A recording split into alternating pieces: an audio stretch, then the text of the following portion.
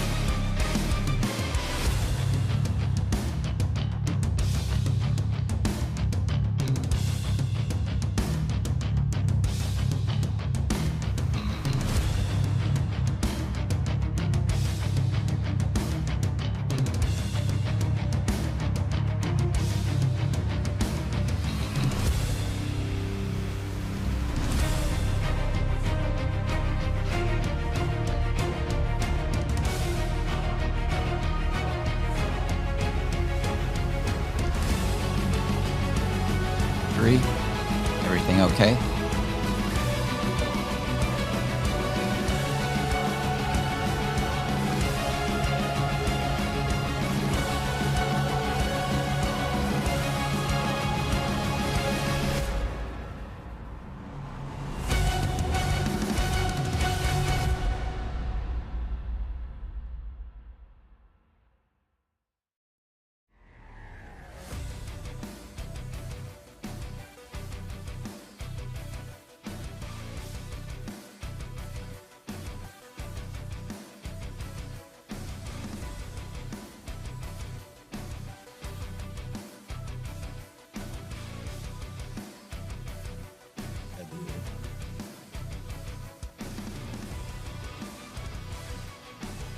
And good morning. Welcome to the Warrior's Way in association with UCAN. I am your host, Isaac, and I'm here with Pastor Scott from RU. Say good morning, Pastor Scott. Good morning. All right, and we are welcome to our show this morning, and he is with Reformers Unanimous. It is a faith-based drug rehabilitation program and a friend of mine that we're going to get into. But before we do, if you haven't had a chance to go to Spiritual Warfare Unit on YouTube to check that out, please do that. Like, share, and subscribe to see our biblical life application class that we have for you there. And if you find that helpful for your program, go ahead and check it out. Invest $30 in yourself, 1 day for 1 month.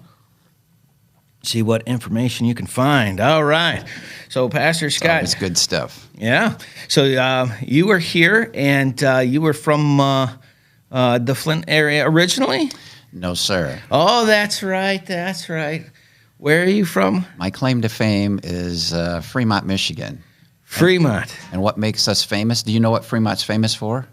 Isn't there like a can? Like they do canned Most fruits? everybody in America, people around the world should know about Fremont, Michigan. All right. Now I'm nervous. No. Because it's the Gerber baby food capital of the world. Gerber baby food. Yeah, it all started right there in Fremont, Michigan. No kidding. The Gerber family. So if you're a baby or an old person, you start there or die there? That's how that works? A lot of them, yeah, they stay right there. They work at the factory and so forth. The factory is no longer owned by the Gerber family. It's now owned by the Nestle company. Really? But the factory's still there, still putting out. And how big a company is it? If you actually saw the manufacturing company itself in Fremont, it's not a real big factory when you think of like General Motors type of thing. Yeah. But it's for Fremont, it's a good-sized community. And, of course, then they have branch divisions all over the nation. Yeah, because in my head, all I see is like this just the food getting squeezed into there, the peas and the corn. Well, it's interesting because they do grow a lot of the vegetables right there in the area. And some of my friends in high school, when they would work a summer job, Gerber's would hire people, and of course they had the pea fields there. And I said, "Hey, you guys want to go out tonight?" He says, "No, man, we got to go peeing."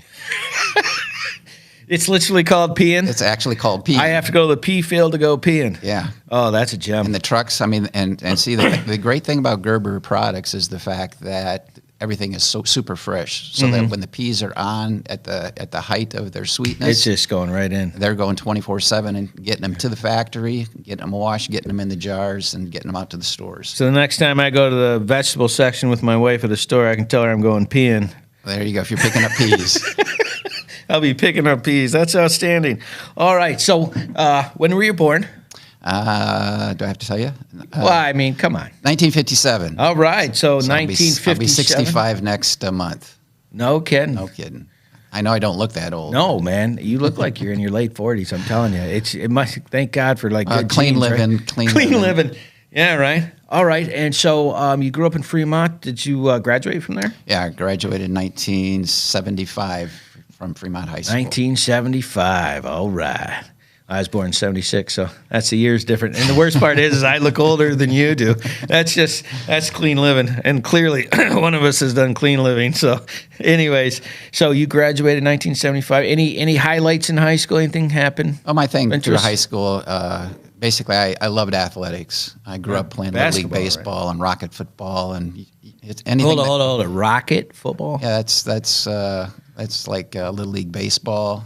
Oh, okay. It's just a youth version of football. I thought you like it was on fire or some crazy thing they were doing in Fremont. All right. So athletics has always been a big part of my life. Growing up as a kid, my dad wasn't necessarily known for being an athlete, though he was not. He was a decent athlete. Yeah. But my mom basically kind of encouraged him. Hey, your boys are interested in this. Why don't you get involved? So he coached us in rocket football. He coached us in Little League. We won a few championships. So. Okay, now did you go into high school? Like, did you? I did. I went in high school, played sports. Probably my best sport was baseball. I love basketball. That was my favorite sport. But baseball, as far as talent-wise, was probably baseball. And what position did you play? I started at shortstop. Wow. Yeah, and then when the varsity team needed a second baseman, they moved me off the JV squad to the varsity squad in 10th grade to play second base. No kidding. Yeah, the kid that I took place wasn't real happy about that. You think? Didn't like the punk coming up and taking his place. Yeah. Oh, and you were the punk, huh? I was the punk. Outstanding. And did you keep it? I did. No kidding. All the way through senior year. My coach was really trying to encourage me to go to a tryout camp. He felt that I had the skills and abilities and the talent to be able to play at that level, but just like I said, baseball wasn't my love. Had it been my love, it might have been, but it just wasn't my love. All right, so you graduate in 1975, and you're from Fremont High School. Kids' life pretty normal. 2 parents. Yep, 2 parents, mom and dad. Public school, private school. Public school. My mom was a public school bus driver. My dad was an automotive instructor. It'd be equivalent to this area's skills center. Okay. He was the lead instructor in the automotive department. Okay, cool. So, and then you decided to go to college where? I went to a small Bible college, Maranatha Baptist Bible College, and now it's called Maranatha Baptist University. Okay. And again, where's that at? It's in Watertown, Wisconsin, which is halfway between Madison and Milwaukee. Okay. Right off I-94, about 8 miles off I-94. Is there a lot of water there? There's a Rock River flows through there. Yeah, does it? Yeah, I was just curious. Sometimes they call it something because there's none of it. Yeah, no, there is a nice river that flows through there and some lakes in the area. A river runs through it. Movie reference. Should have been called River Town. River Town, right? Of course. All right. And so, did you go right from high school into college? I did. I was mainly, again, because sports consumed my life at that point in time. Did you have a scholarship of any kind? No, they didn't offer. Well, they did offer scholarships. You bring your shoes, you can play. Oh, that's the scholarship. Yeah. Outstanding. So you played then? So I did. You played in college? I played college football, basketball, baseball, and we put together, my brother and I, a golf team. Wow. So you're adding sports on there. Well, we only did it for that year. Oh. As far as, I think I was a senior that year. Oh, so you just did some extracurricular? Yeah, they had a tournament in the area, and we rallied up a few guys to put a team in, so we did that. All right, so your family didn't get divorced? Or No, sir. No alcoholism, no sir. beating each other to death? No, Nothing? really, that came about because my parents both grew up in homes that were non-Christian homes. Uh-huh. My dad, his real dad passed away when he was like 4 or 5 years of age. Okay. So he never really knew his dad. Right. And then his mom remarried. And his stepdad wasn't real kind to him. Mm-hmm. And so by the age of 13, he was kicked out of his house because he wouldn't quit school. Now, this would have been, what, the 30s you're talking? It would have been, well, my dad was born in 34, so it probably would have been, the 40s when he got kicked out. All right. He went All right, so right before war then. Yeah, he went to live with his grandma and grandfather at that point in time. Uh-huh. Was with them for about 2 years till he was 15. And then basically since 15, he was on his own. He rented an apartment downtown, shoveled sidewalks in the winter to make enough money to pay his rent. He never missed a day of school. He was always early to school. He was just a good kid. But something happened when he was 9 years of age that changed his life, and that's why when he got kicked out, he didn't rebel and go to the world and turn to alcohol or drugs or any of those kinds of things. Yeah. He gave his life to the Lord Jesus Christ as a 9-year-old boy. Wow. His stepdad refused to take the family to church. A friend of the family had offered to pick up the kids and take them to church. He said no, continuously. But one summer, his stepdad said yes, and that night he went to church, heard the gospel of salvation through Jesus Christ. And, How was that? And that night as a 9-year-old boy gave his life to Jesus Christ. And that was your dad? That was my dad. All right, what about your mom? My mom grew up in a home where her mom was a believer and took the kids to church, but her dad at the time wasn't. He would drink on the weekends, never really abused the kids or anything like that I know of, but just was kind of a worldly kind of guy on the weekends. Just hang out, barbecues and beer kind of guy. Yeah, he was he was a farmer, had plowed his fields with a team of horses and so forth like that. No kidding. So he was a hard-working guy. Okay. And the reason why all this is important is because you do Reformers Unanimous, which is a faith-based drug rehabilitation. And normally, when people get in this, there's a passion and a drive because something has happened when they were younger and an early adult that put them in there. But that's not your story. That's not my story, but there is still the passion and the drive. Yeah, we're going to get to that. He's jumping on the horse there. So you were in college and you went for what? I mainly went for athletics, but ultimately I had to be pursuing some type of degree. you gotta grow up eventually, right? And so I was going into education, secondary education. Okay. And what does that mean? Just so secondary education be in 9th grade and above. Okay. All right. And so you got that degree, and didn't you go? Where did you go? Didn't you go to Hawaii or something for a while? I went to the Bahamas. That's right. And I remember you telling me this. I was like, man, that's living the dream. How'd you yank that one, right? Well, what it was is, first of all, I crammed 4 years into 5. Okay. Because I wasn't always serious. Wait a minute. You crammed 4 years into 5. Oh, you took your time. Okay. It just wasn't real diligent in a few of my classes, so I had to repeat them. So I could almost have been the instructor of the class by the time I'd taken them. One class I took 3 times. Because you were busy doing what? I just was busy doing other things and didn't care for the class, didn't care for the instructor, and I wasn't smart enough to figure it out, hey, why don't you just pass the class the first time? So you don't have to deal with it, right? That's right. Yeah, that's crazy. All right, so you got it in 5 years, so you got your... So I got my degree, secondary education, major in Bible because it was a Christian college, Bible college. Yeah. Everyone that graduated from the college graduated with a major in Bible. And, all right. And then also secondary education and with a minor in physical education. All right. Well, that is a perfect place to take a break.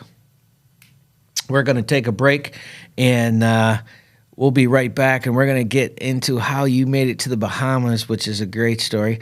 And if you have not come and checked out the Trinity Baptist website, what is the name of that website right there? It's trinitybaptist.info. .info. Something.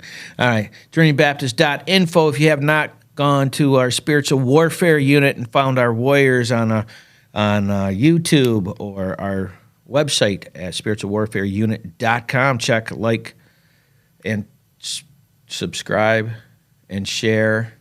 And I think that's all of them. All right. We'll be right back. I'm really impressed with the teachings that Isaac has been bringing to us, as this is all based from Proverbs. I like it because it's simple, and it doesn't matter who you are. It's very easy to understand and apply to your life. It points out, my bad parts, and but it's showing me how to do the good parts. And I'm trying to apply that and make a better life for myself, because I'm tired of where I've been. It's impacted a lot of the guys as they continue to talk and ask questions after the meetings, as they speak to one another regarding the meeting and the messages and the topics that are being brought up, which are down-to-earth topics of situations and things that we live with on a day-to-day basis. He takes the Bible and he breaks it down into simple terms and where you can understand. And like I said before, sometimes a lot of churches, even the Salvation Army, sometimes we start using these big words that people don't understand, like even saying someone got saved. Well, what does that mean? What does it mean when you say someone got saved? And it's accepting Jesus into your heart.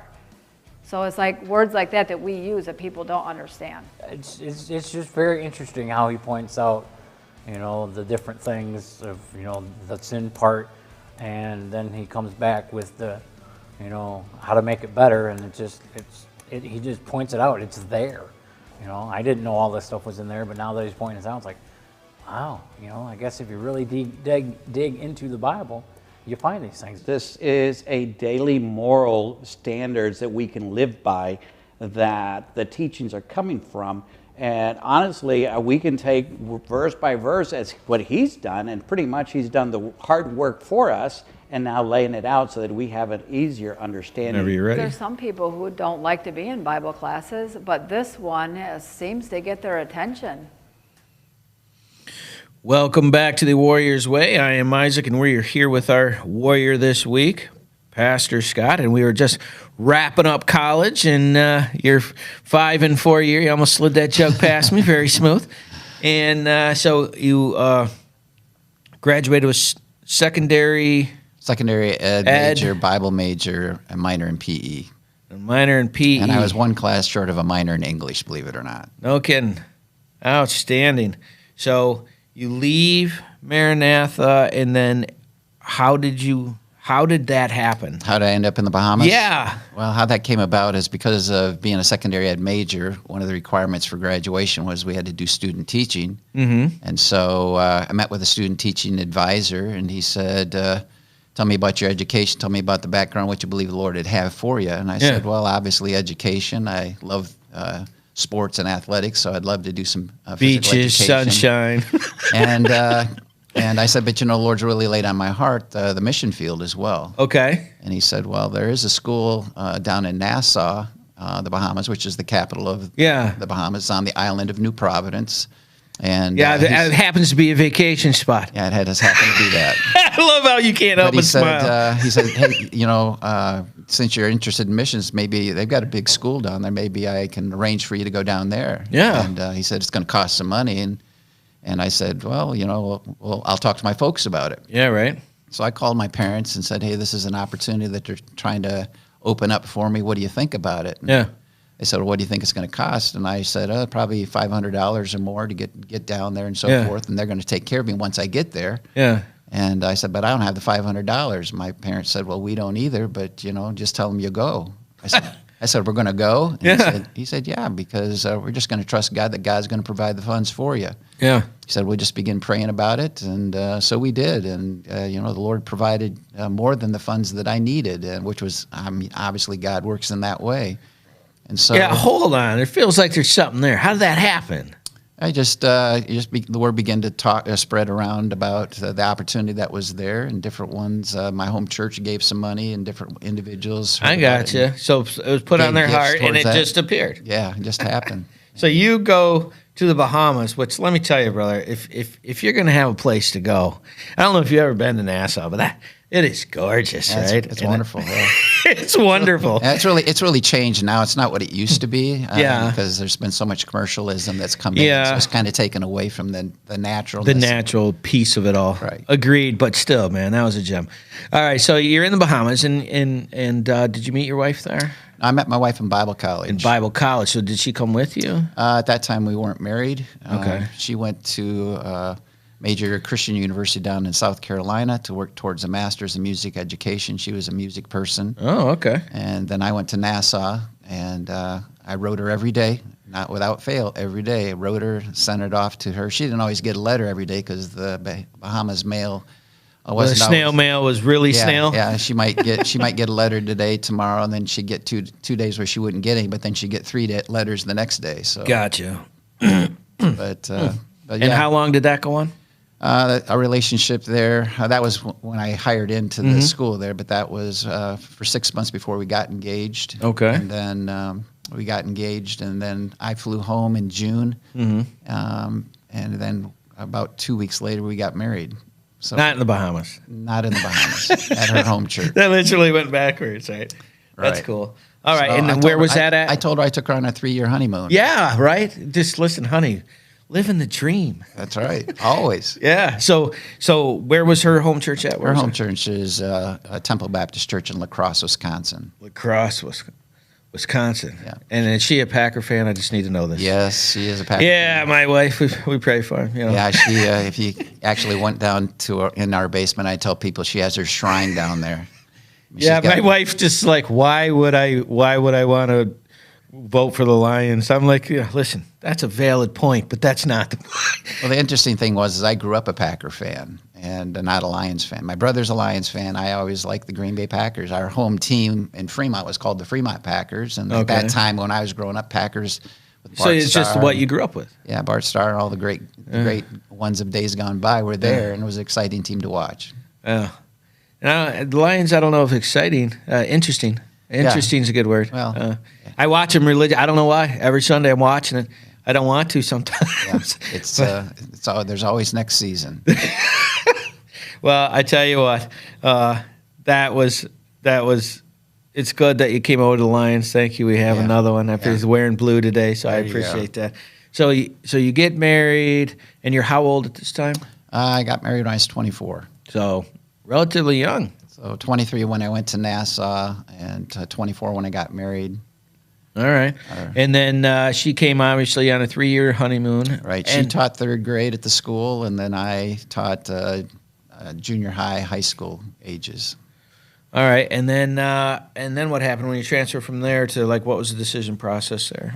Well, when I went to Nassau, I taught geography, which I hadn't had since I was in 7th grade. I taught social studies, which I hadn't had since 5th and 6th grade. And then I taught Bahamian history, which I'd never had. That was my favorite class to teach, though, because the history of the United States is intertwined with the Bahamian history as well. Okay. And then I taught basically all of the PE classes from 4th grade through 12th grade. And after my 4th year there, her 3rd year, because I was there 1 year prior to being married, I got word that the Bahamian government, the immigration was no longer, they weren't going to renew work permits for foreign teachers that particular year in 1984. And they wanted to Bahamianize every classroom. Now, the Bahamian people weren't for that because a lot of the foreign teachers that were there either from the States or for the United Kingdom, and their students were in the private schools. We were in a private school. Their school, about 1,000 students. Right. And they were either coming to the States for education or going to the United Kingdom. And so, Well, how could they do that if it was a private school? I don't understand. well, because they made with the Bahamian Parliament, there's laws that they make. Okay. And, So it was a political thing. yeah, it was a political thing. So that's the only year, 1984. All right. God basically was closing the door. We didn't understand why. We were having a great year. We'd seen from September to August over. 3 years of a honeymoon is enough. I mean, honestly, it's time to get to work, man. And but yet the Lord saw sufficient. Said, I got a greater ministry that I want to lead you to. And All right. So what happened? Where'd you go? we got a call in November 1983 from Pastor Leonard Saunders, ironically, who happened to have been my wife's youth pastor when she was a teenager. He'd always envisioned if the Lord ever opened the door for him to get his own church, that he'd like to have some of his own young people come back and work. Wow. Okay. With him in the ministry. And so he had come to Flushing to Trinity Baptist. The church at that time was about 30 people, and 5 of those were his own church people. So you had to move from the Bahamas to Back to Flushing. Michigan. Oh, There's a part of my heart that feels bad for you. Yeah, it was pretty tough at first, especially that first winter. Oh, I bet. I had a little office in the front of the church. I had electric heater on. I cranked that thing up, and I'd actually sit in the office with my winter coat on. I mean, and pastor would walk into the office, and he'd have to step back because it's so hot in there. And There's a part of me that's laughing at you, and there's a part of me that's laughing with you right now on both sides of that. It was a pretty funny thing to see. I mean, it was hard coming back. You've been in the Bahamas for 4 years, and you come in, you're bundled up in your office because it's like 65, and you're like, that is not warm. In a winter coat and everything. Your blood was so thin. It was. Oh, man. And then on the other side. But it was a great time. I mean, obviously God was in it, and it was a great time to come to Trinity. Pastor Saunders had been led of the Lord to go there as well. And like I said, the church was about 30 people. 5 of those were his family members. And by the time we got there, 4 years after he had been there, the church was already at 120 people. All right, and it started out with how many again? He had started with around 30, and then by the time I got there was about 100. All right, and you hired in as what? What was the I hired position? in as the youth pastor. Okay. He had called and asked us to pray about it. Yeah. And this was before we knew that the Bahamian government and Parliament was kind of handing down this guideline that Oh, no kidding. they weren't going to do. So you got that request before you knew they were going to boot you. Correct. And I said, Pastor, we love the ministry here. Don't understand why, what maybe the Lord might be doing here.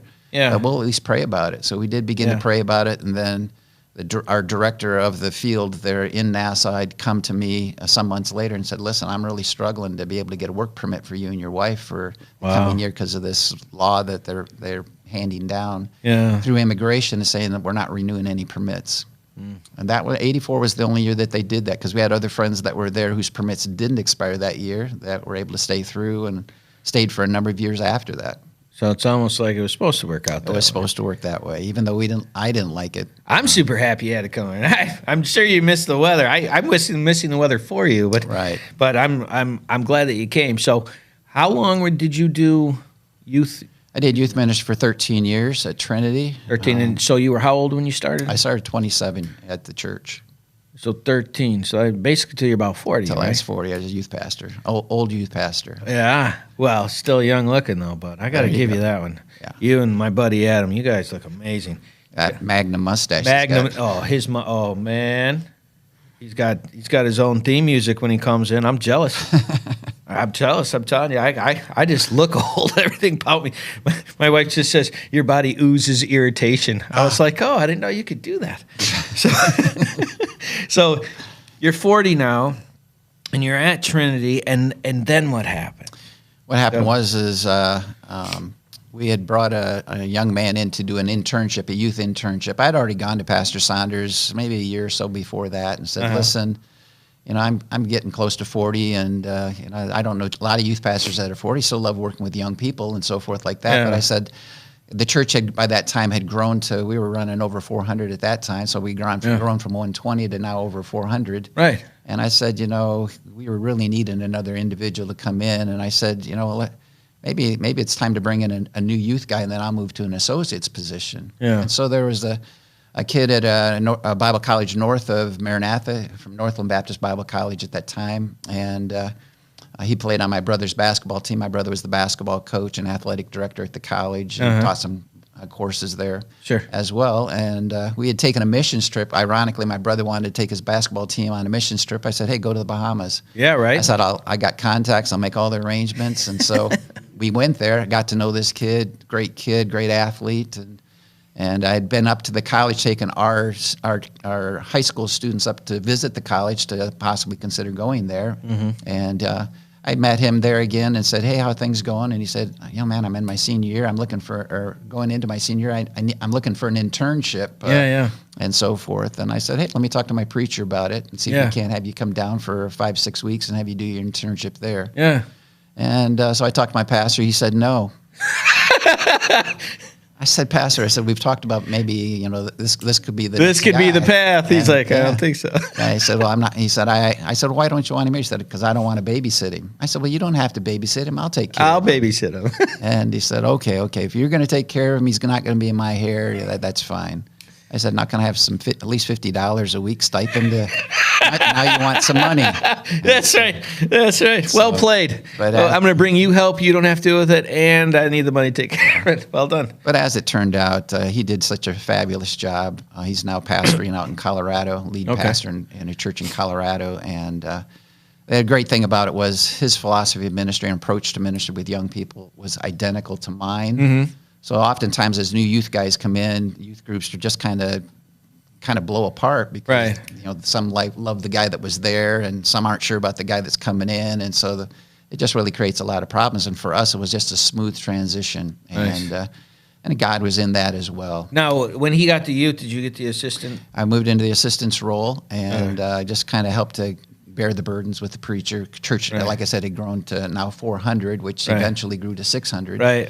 And, we had a good-sized bus ministry. We were bringing in folks, contacting a lot of inner-city families and so forth like that. So how did you go from there to the RU program? Well, what ended up happening in the end of 2011, Pastor Saunders retired. Mm-hmm. I became the interim pastor, having been there for, now at that time, nearly 20-some years. Right. I think the natural step that most associates go from associate, the pastor retires, you now become the pastor. Right. And I wasn't comfortable with that. I was willing to pray about it and be the interim pastor for the period of time. Right. And so I did that. 2012, beginning of 2012, I became the interim pastor of the church. Mm-hmm.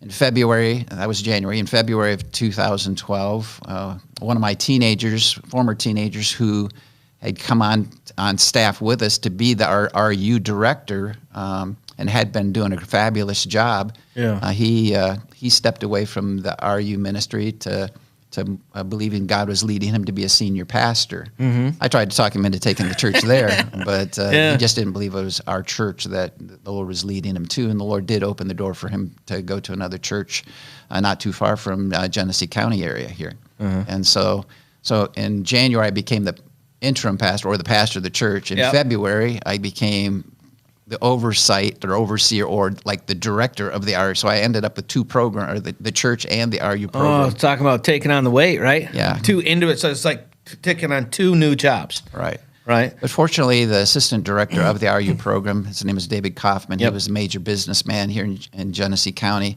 with the recycling business. Yep. David was already in place, and I kind of let David run the show. Right. And he was a great human being. Yeah. All right. Well, that is a perfect spot to take a break. We're getting ready to get into our gem section. Our gem section is where we come in with some funny stories, come back, and I know you're dreading it, so I can't wait to hear what he's come up with. If you haven't had a chance to check it out, go to trinity.info or spiritualwarfareunit.com. We'll take a break, and we will be right back. Taking a quick break from our podcast, I wanted to let you know about our life application program that we have for churches and nonprofits in the area that are trying to find programming that they can use in case the corona shuts you down and you're not able to get in. You go to spiritualwarfareunit.com. You click on our episodes and you can check out our programs for as little as $29.99 a month to make sure that we're still getting the word out to those people that need it. Now, back to the program. Warrior's Way. Our warrior this week is Pastor Scott from Reformers Unanimous. And that's Ron Scott, okay? I said pastor. I know, but don't. A lot of people think my first name is Scott. Oh, right. Oh, right. I'm so sorry. They say never trust a person with two first names. That's all I'm saying. That's why I was trying to skip it, but it seems like you're trustworthy. I appreciate that. No problem. Pastor Ron Scott, I apologize. All right, so here we are. We are in our gem section, and each week I ask our warriors for some funny things, situations they've gone through, or personal situations that ended up being funny that they had dealt with. And I had asked you that story, and you've been dreading this. In fact, he told me he didn't have a single thing funny happen to him in years, at least that he can't remember. So did you come up with anything? Well, I remember one winter. It was pretty heavy snow. Fremont, we're about 35 miles off Lake Michigan, so we get a lot of lake effect snow. Yeah. And that particular evening, it had come down pretty heavily and pretty hard. And so my dad rallied my brother and I. My brother and I are only 16 months apart, and to go outside. We're probably I may have just started high school, and Denny probably was a freshman or something like that. Okay. So we're we're teenage young men, Sure. able to shovel the driveway. Absolutely. And so my dad, we all got our snowmobile suits on and boots and so forth, hats and gloves, and we'd gone out, shoveled the driveway, and when we all came into the house to take our garb off, the landing in the entryway is probably only maybe 3.5 or 4 feet by 4 feet. So you got my dad, my brother, and myself standing in this little sectioned area. And, Sure. And I pretty much got most of my stuff off, and Okay. my dad bent over to kind of take his boots off and take his snowmobile suit off, and so forth like that. And when he bent over, I kind of nudged him on the bottom, and he fell forward and knocked my brother down. And he turned around and looked at me, and I could tell by the look in his eye that he wasn't mad, but he knew that we were kind of joking around. And I knew he was coming after me. So I was standing by the door, Sure. and I opened the door, ran out the door. Our driveway may be, at that time, 25, 30 feet long before you hit the street. Sure.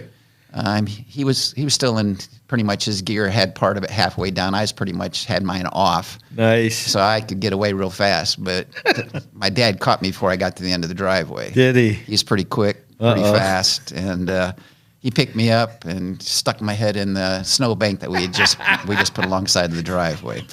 So we laughed about that for quite some time. See, you did have something funny happen to you. I know you're always a very serious person. I told you I had some funny stuff, and my humor is always something crazy that happens while I'm sitting somewhere or something happens. And so the one time I had gone to Rockford, we were on a retreat. I slept most of the time because I all of the time. You made one. I made one class. I got my certificate. I saw it.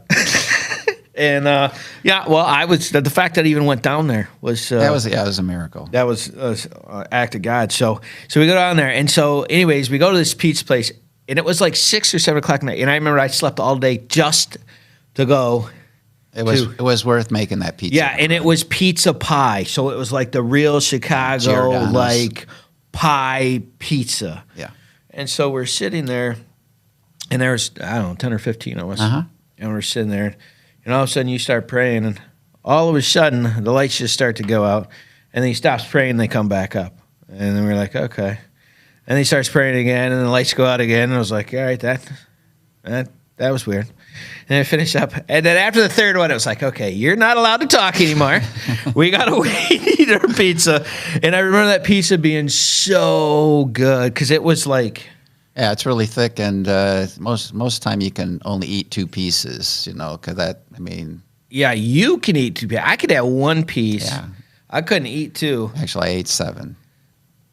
7, okay, and you have to explain why this, right? Because you don't get to eat that stuff pretty regular, right? Yeah. Well, my wife follows a special diet and so forth. And so when you don't have to follow that special diet, you ate 7 of those pieces. Yeah, well, see, I at that table. Yeah. Yes. Oh my gosh! But the thing is, I'm kind of like, people call me a camel because I typically only eat once a day, and but when I eat. See, I wouldn't go with camel. I'd go with a snake. You know how a snake eats and they don't have to eat for like 6 months? I don't like snakes. I don't like snakes either. I'm just saying that you have that in common. When you eat and just 7 pieces of pizza. Oh, man, I would have to apologize to my restroom if I ate 7 pieces of pizza. I didn't eat the next day. So I bet you didn't eat the next day. Man, that'd be like 4 pounds of food. Yeah, it was good stuff, though. Well, yeah, the other story I want to talk about is I have a family member who would drive down. He would drive the bus, the van, or whatever when the guys were going down there. And so he owns a Chevy, and I guess the van was a Ford.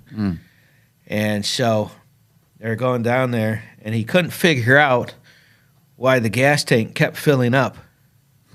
As he was driving farther and farther, and the closer he got, he's like, man, we're almost full. To the point that he almost ran out of gas because he didn't realize that the F didn't mean forward. Right. And the E wasn't like there, and it's just what it's just the opposite of what he was used to. And the fact that your mind is seeing it that way because you're just so used to seeing something, I found that to be hilarious. So those are our gems. We'll come up with some nifty little titles for those. And so we were just getting into you going into the RU program, and you were 40 something. Yeah, I would have been probably, I might have been 50 by that time.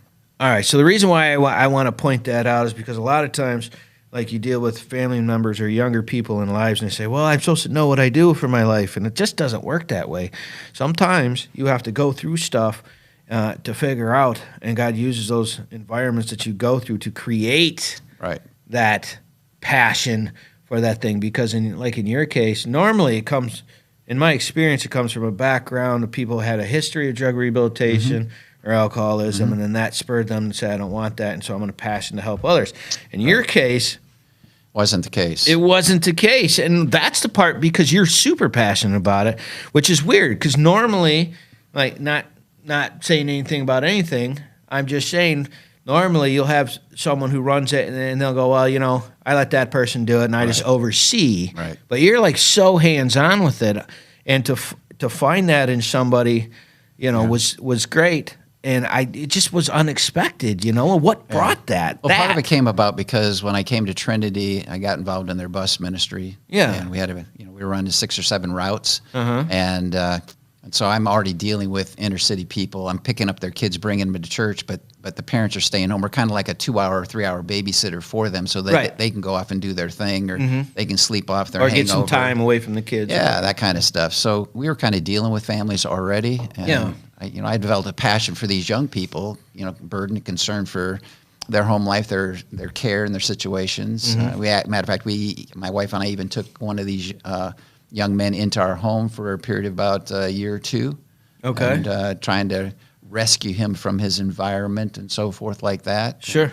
And is so that's where all that fire comes from, because you see the result of that action. Right. In the bus ministry, we were dealing with children that were wanting to do adult things, and now that I'm in the RU ministry, I have adults that are doing children type things.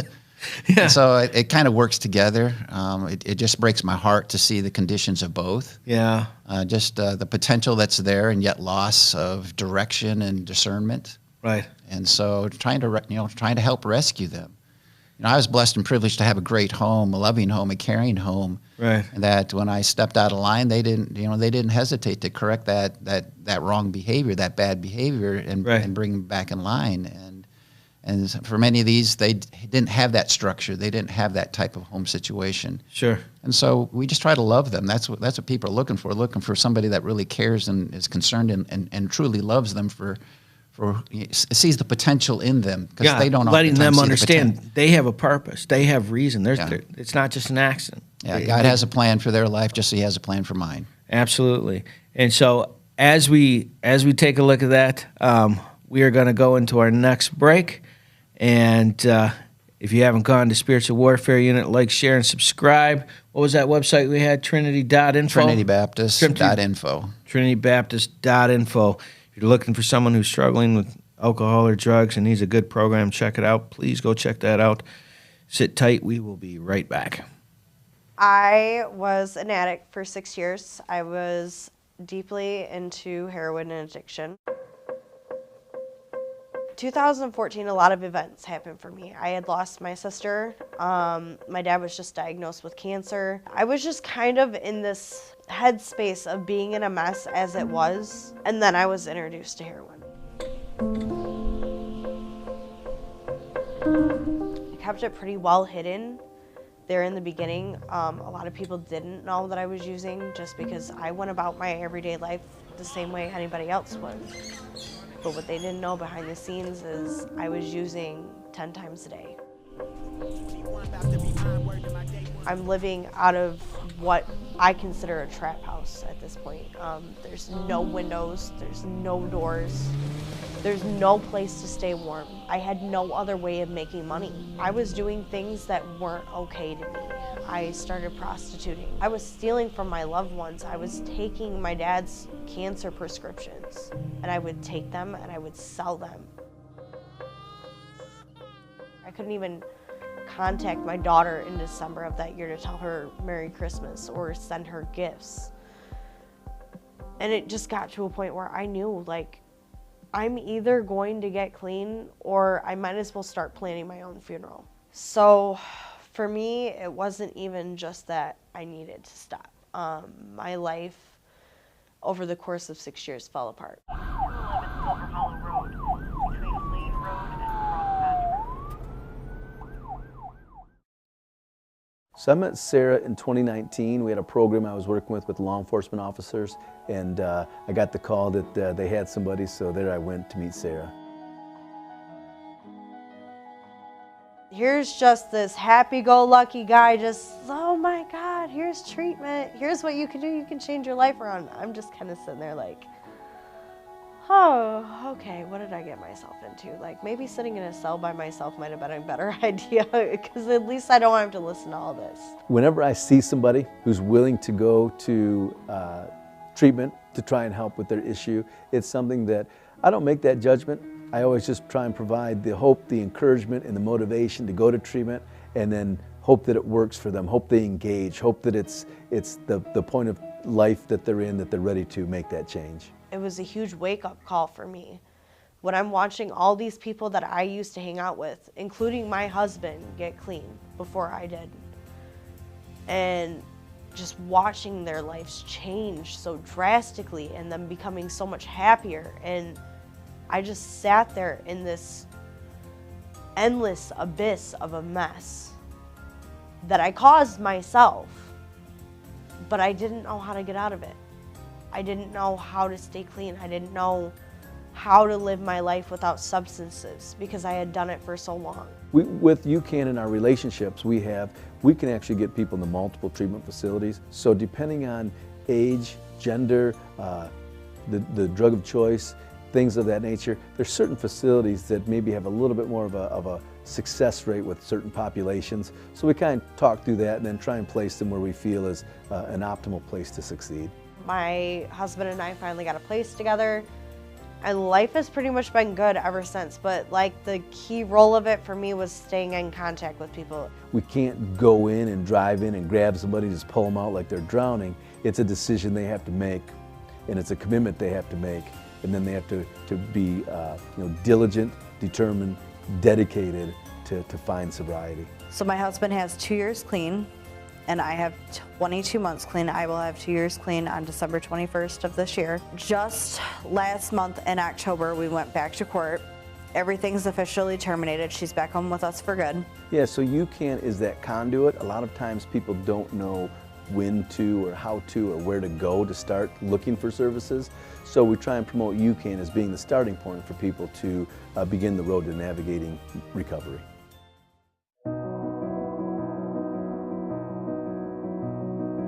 It is more than possible to change your life around. So this program that we have allows law enforcement that if they have somebody that they feel could use the opportunity to try and get treatment instead of incarceration, that they would reach out and we could handle it for them. Recovery is possible, and there is hope. Yeah, it's still cool, man. And then when I was able to get out of it, it was awesome. All right, we're having a little side conversation. Welcome back to the Warrior's Way. We're finishing up with Pastor Ron Scott. There you go. And not to be mixed up with Pastor Scott. And and so we were just getting in, and you said you were in your early 50s. I mean, when I'm now. about 53 at that time. So 53. 52, 53. And you decided to get into this program because your passion of what you'd done back with the youth had pushed all the way through, right?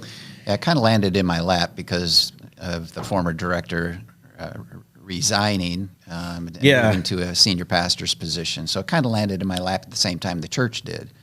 Right. So when you said no to the senior pastorship, this became basically your direct program, correct? Yeah, well, yes and no. Along with the assistant pastor duties. Yeah, with the church, I was the interim pastor for the whole year of 2012, right up until the end, December 9th, I think. 16th is when we voted. Was it only 2000? It feels like it was so much longer than that. Yeah. Wow. And okay. So we actually, Lord directed one of my former teenagers to come now and be our pastor. He's now been there for about 10 years. Yeah, he does good. I used to tell him what to do. Now he tells me what to do. That's weird. That's how it ends up working out, right? Yeah. All right, so you do the program, and so you meet on Friday nights, and it's free food, right? Well, everything's free. What's the schedule? Why Fridays? Why the food? Like, why do they do all that? Yeah, the Fridays is because that's when people go out and do what they do, mainly. I mean, there are obviously those people that do it every day of the week, but when the weekend comes, most people get the weekends off, so that's payday, party night. Yeah, payday comes Thursday. They can't wait till Friday night. Work's off, and it's when they hit the clubs, and it's when they hit the bars. That's when they go do the things that they do. And so, Friday and Saturday. Yeah, the original founder of the program said, "Hey, I want the program to start on Friday nights." He put the curriculum together, and he tried it on Sundays, and it didn't work real well. But Friday night seemed to be the place. Mm-hmm. And so you have people come out, and you do. It says it's talk, right? It's on the thing. Right. What's that mean? Yeah, talk. That's we start at 7. We're done at 9 o'clock. But the talk is the three divisions of the evening program. The first talk is we talk to God in prayer and testimony. We open, because we are faith-based, we open with a word of prayer, asking God's blessing upon the evening for wisdom, discernment, and direction for us as well as for our students. And then we explain the program a little bit, and then we open the floor and during that first talk to our students to share testimonies of what God's doing in their life, victories that God's bringing into their life. So give me an example of what that means, like a victory in someone's life. Victory would be over the stronghold of addiction. Maybe they're dealing with the drug issue or pornography issue. Maybe it's I hear you. bitterness So like or anger. they didn't get a hammered Friday or something they were praying about work through in their life. And, argues based on 10 biblical truths or 10 biblical principles. Right. And so maybe that week they were confronted by principle number 6 says, those who do not love the Lord will not help you serve the Lord. Principle number 5 says, small compromises lead to great disasters. Well,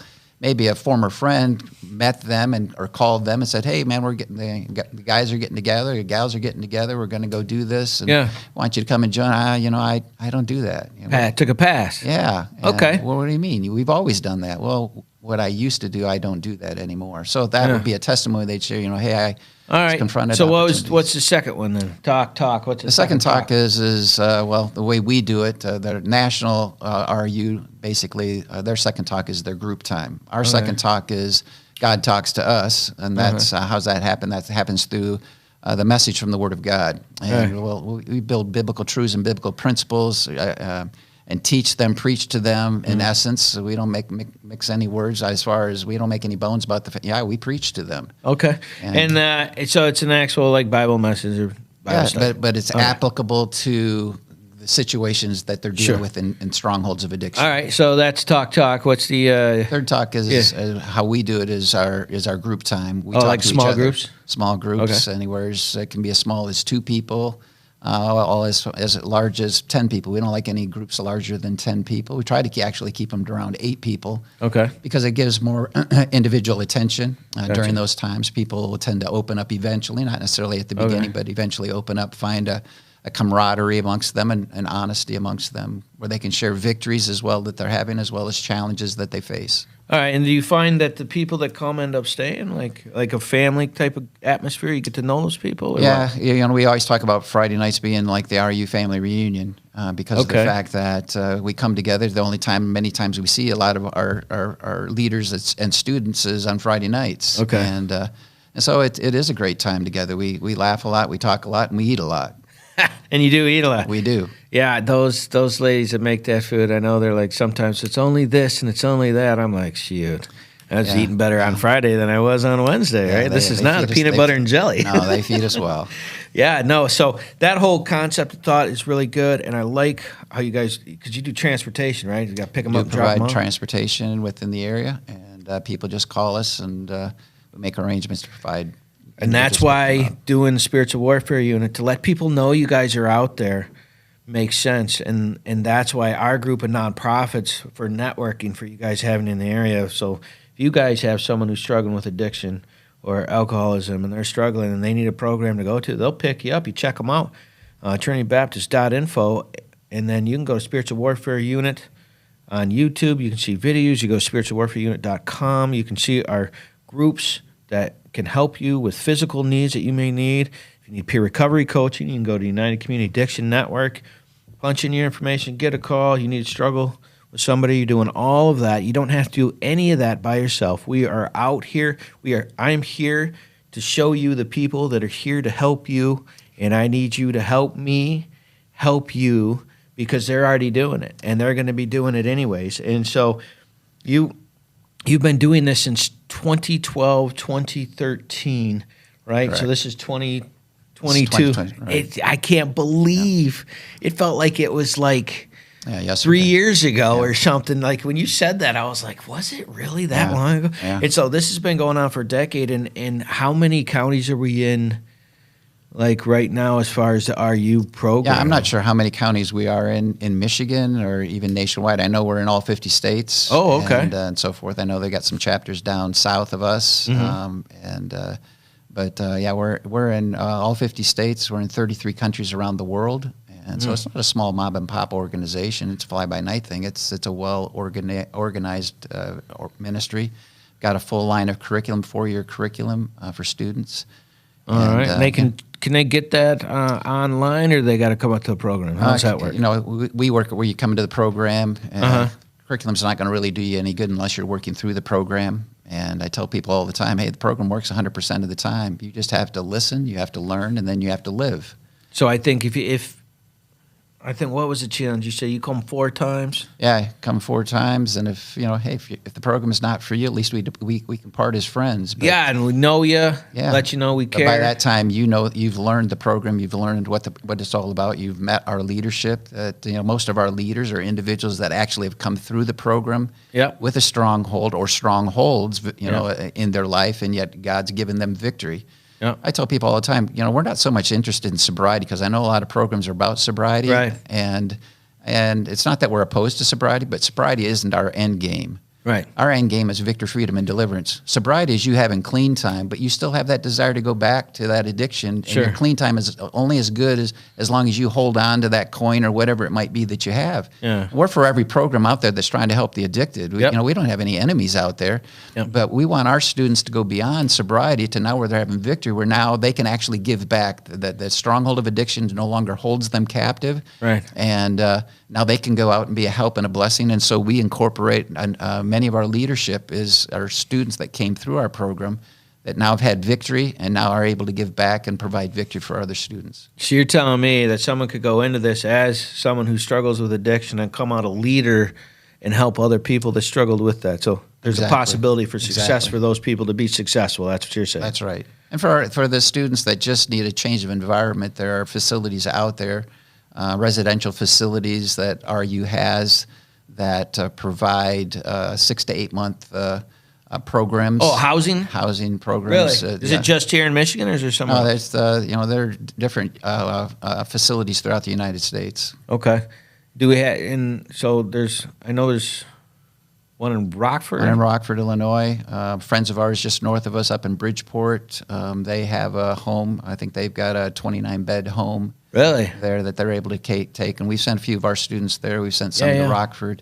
And it's not that we're trying to push off our problems, but these individuals they need to get out of their environment. The environment is really has captivated them, and they really struggle. It's a trigger for them just living here. So they need to get away and into a different environment where their attention can be turned to the things of God and the Word of God. Yeah, because I kind of wanted you to speak a little bit on one of the things that trying to educate people in dealing with I have family members that deal with addiction, especially alcoholism, drug addiction, and trying to explain to them how the environment is part of that addiction. Correct. Right? Like, can you speak on that a little bit? Well, the influences that are around you. Yeah.